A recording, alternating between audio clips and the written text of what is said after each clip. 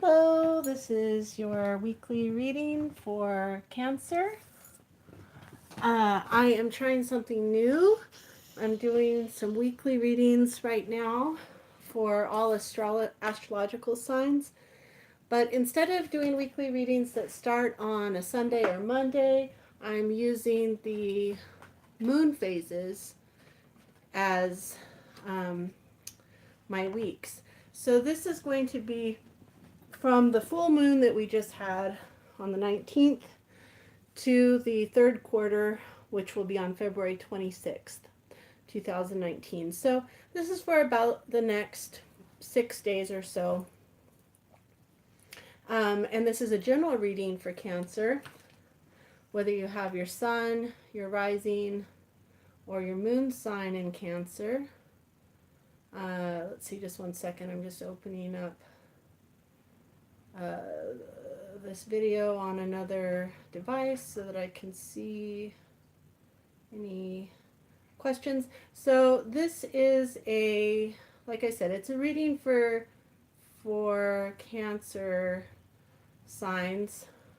But so I'm not going to be doing personal questions on this. I do other readings sometimes where I'll answer, I'll do readings for individuals for free on here. But so if you have a question like pertaining to the reading specifically that I'm already doing, or a question about your sign, if you're Cancer sun, moon, or rising, then feel free to ask those types of questions. But for personal readings, this is not that. But do feel free to check out my website, theinneryou.com. I offer very affordable readings starting at $10 right now for oracle or tarot card readings. I also do astrological charts, synastry charts, which is relationship compatibility, and some other things. Just a second, sorry. So, alrighty, so let's go ahead and get started with this. I'm using the Enchanted Map deck by Colette Baron-Reid, one of my favorite decks. And just go ahead, clear.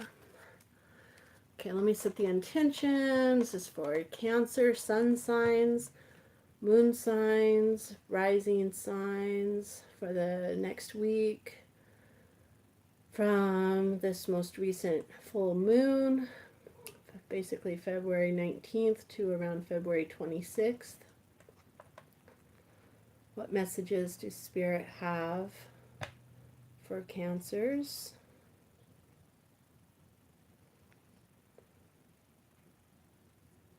And I'm just tuning in to see how many cards I'm going to draw for this reading.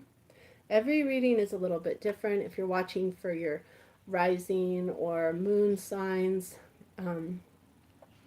you'll notice that there's a big difference in some of the length of times and the types of cards and the number of cards.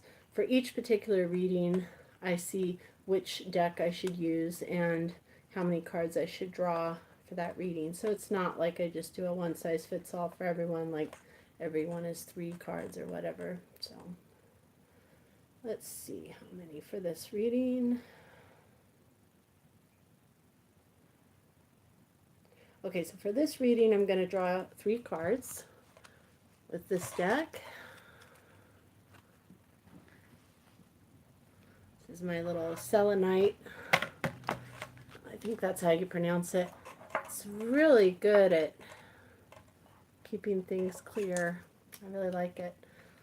Love to get one of those towers, those little towers that some people have. Selenite, I think that's what it is. Selenite.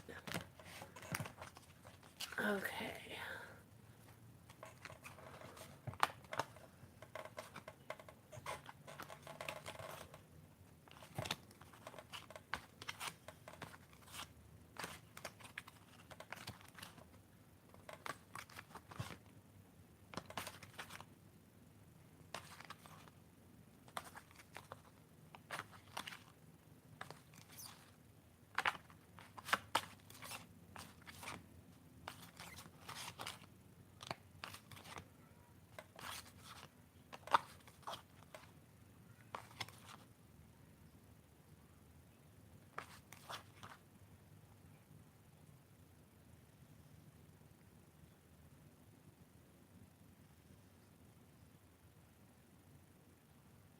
Okay, this is the first card, but I'm getting that I should reverse it.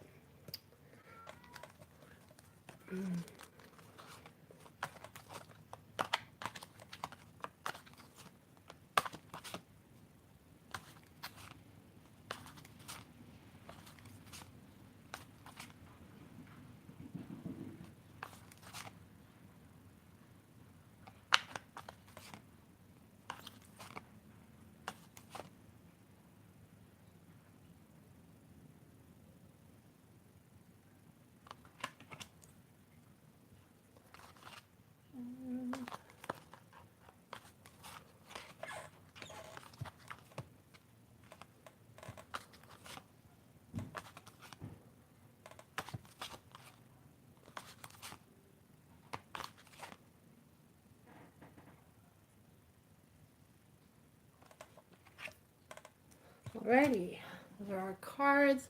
So the first card is Ghostlands, and it's upright. If you remember, this was the card that I felt that I should reverse. So in the upright position, Ghostlands, number 17. You can learn from the past and imagine a beautiful future, but you must live in the here and now. Ghostlands, this card is very much talking about mindfulness, living in the present moment. Whenever you set your sights too far ahead, you run the risk of losing your footing, for rarely do the present and future match up exactly on the enchanted map that is your life story. The future has no substance right now. It is a place that has no grounding as of yet. You can't live there, yet you can take measured steps toward a goal or dream. These steps are important now. The same goes for nostalgia. You can look into the past wistfully and remember beautiful moments or revisit lessons learned. However, you can't live there, nor can you go back and change what was. Yesterday is gone forever. Live fully in the present. The now is the most powerful place to put your attention. Its magic reaches out in every direction, further than the heart and soul can see. Very powerful. I've been seeing a lot of messages lately in my readings for myself and others about the importance of living in the present moment. A lot of our fears and concerns and sadnesses, when you really think about it, they're almost always linked to either focusing on things that happened in the past or concerns or worries, uncertainty about what might happen in the future. Very rarely are we actually currently in the midst, right today at this very moment, in the midst of the things that haunt us. You know, for the most part, most people typically, on an average day, are not constantly bombarded by horrible experiences.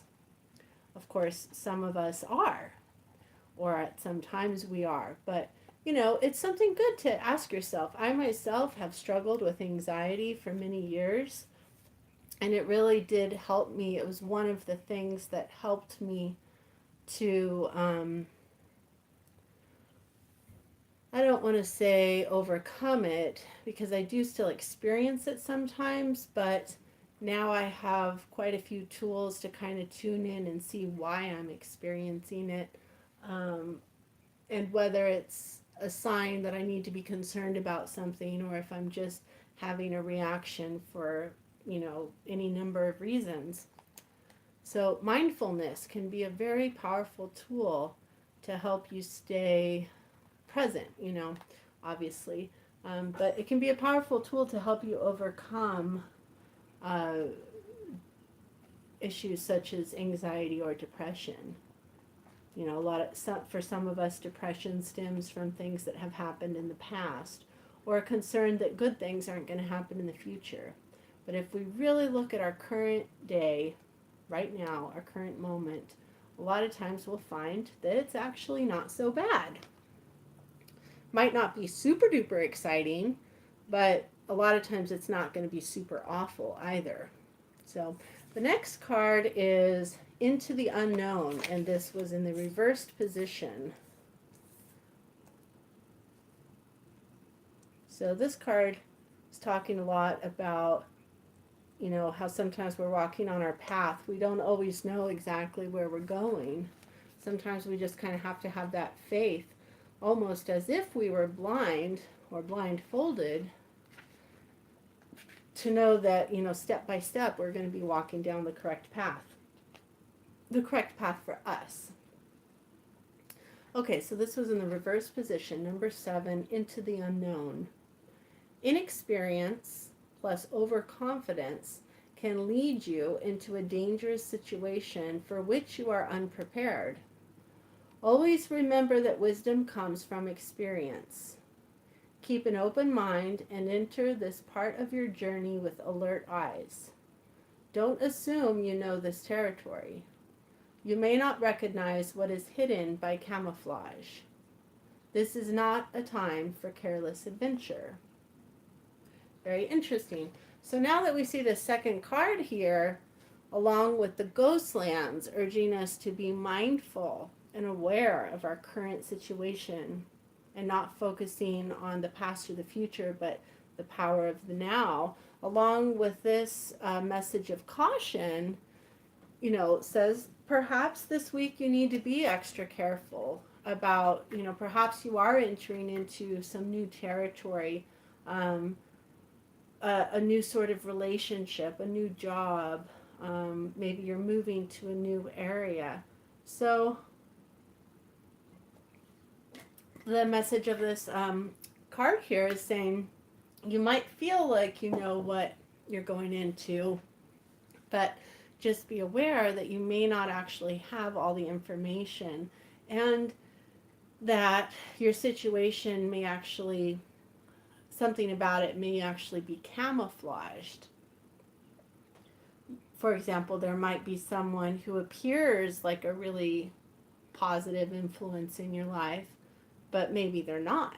Maybe kind of that sheep in wolf's clothing, or wolf in sheep's clothing sort of thing. So just be aware of the situations you find yourself in, and make sure that you're not being too overconfident. Just kind of approach things from a balanced place. And definitely don't be afraid to ask Spirit or whoever, whatever you identify with for your spiritual, help. Be sure to ask for help, to help you stay grounded and aware, conscious of your current situation, the current events you find yourself in. The third card is the Gentle Gardener, and it was in the reverse position. Gentle Gardener. So in the reversed position, this card came up for another sign earlier today, and it was also in this position. Okay, so this card is talking about how our thoughts, especially our more negative thoughts, how they can become like weeds in our garden of our life, and how important it is to become aware of those weeds and to pull them and replace them with more positive seeds. But this isn't always just talking about positive thinking, because that's in my opinion, a very slippery slope. My feeling is that the way that negative thoughts impact our life, especially negative thoughts about ourselves or our abilities, or what our worth is, that the way that these impact our life is that when we feel something or believe something very strongly, even if the thing we believe in like say the opposite of that thing. Even if we're surrounded by that, we don't see it. We don't acknowledge it. We don't really experience it. For example, I know this is getting a little convoluted.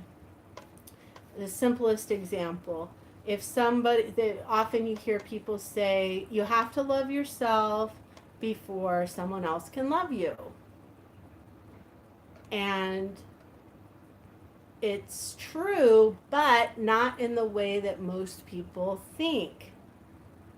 Of course, somebody can love you if you don't love yourself. Obviously. You know, you've probably had an experience where you loved someone and it was really obvious that they didn't really love themselves. Of course you love them. That was real. The thing is that individual that doesn't love themselves, they can't really perceive the love that others have for them. They might kind of be able to perceive it on a logical level, but they can't feel it. And this is in large part, I think, because they don't have that feeling for themselves. You know, there's could be lots of reasons why. It could be because they don't believe it, because they don't believe it for themselves. If they don't believe it for themselves, then they wouldn't believe that someone else would feel that way because they feel unlovable. So the message here isn't necessarily about the power of positive thinking, but it's about how it's important for us to have these positive thoughts in our life and to be aware of the negative thoughts that we have. So, for example, if you're starting out on a new path, you know, like I was saying, new relationship, new job, new business, moving to a new place, whatever it may be, you're starting out on this new path, you might have some doubts, you know, and with these cards, I can understand that there might be some things that you need to be aware of. But if you catch yourself like saying, oh, this isn't going to work out, like, or this person's probably just going to be like the last person, or this new house is probably going to be not working out, or, you know, whatever it may be. Catch yourself having these negative thoughts, it's really important, this card is saying, is to remove them and replace them with more positive thoughts. So one thing I've been doing lately, because it's like you have to recondition yourself. You've been exposed to negative ideas and thoughts your whole life from a variety of people and places and situations. So, you know, take it upon yourself to say, you know what, these things are not true. I'm not going to continue allowing these negative, this negative self-talk to keep playing in my mind. But, you know, in order to really get rid of it, you kind of have to recondition your mind with positive thoughts about yourself, more honest thoughts about yourself, like, I am compassionate, or I want to help people, or I feel joyful when I've positively impacted someone's life, you know. These are just examples, but, you know, and you could, what I was going to say that I've been doing lately is I actually wrote some of these sayings out on pieces of paper and put them up around my house, so that it's kind of like I'm reminded to tell myself these things, and that not only am I saying them, but I'm seeing them. You know, it could take a little while sometimes, but it's definitely well worth it. So that's the main message there. You know, stay mindful in the moment, but be aware, you know, of how things may not be what you think they are, and be sure that you're not letting those negative negative thoughts towards yourself or your situation overcome you. So thank you so much for watching. I hope you have a wonderful week, and I'll be hopefully doing another reading in about a week. Bye-bye.